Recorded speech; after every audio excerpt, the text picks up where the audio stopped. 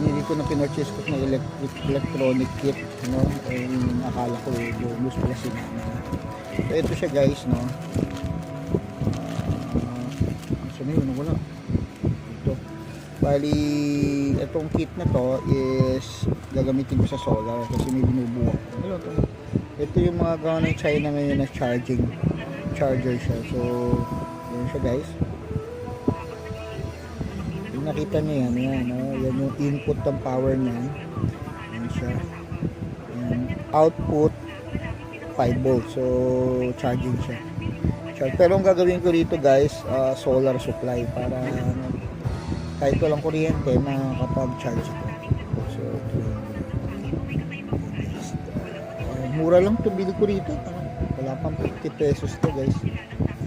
So, charging niya siya pero solar ang gagamitin.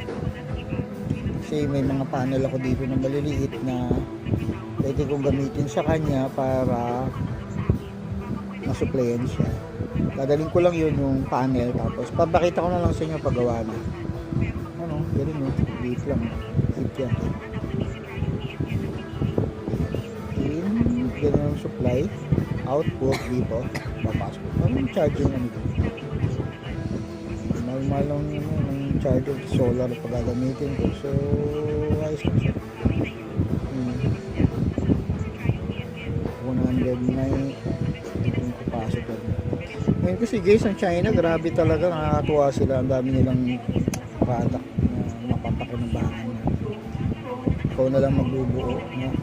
So, pati yung mga ano, nagbibenta sila ng tingi, ng kit lang para makagawa ka ng sarili mong personal na kit, no? Kasi mas mura nga naman at saka sa kanila sa diskarte nila mas mabilis.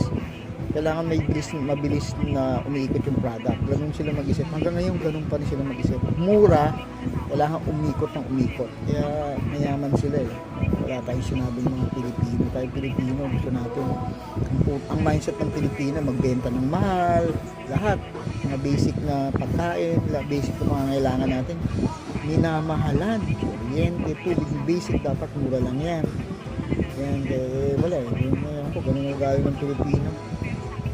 Galit na galit tayo sa ibang bansa pero galit na galit tayo sa China pero yung China ang laki ng tutulong sa akin, ang laki ng pasalamat ko sa China bilang musician.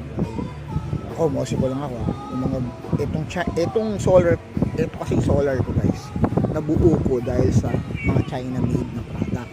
Nung una nag solar ko, German yung binili ko. So nung panahon na binili ko siya 20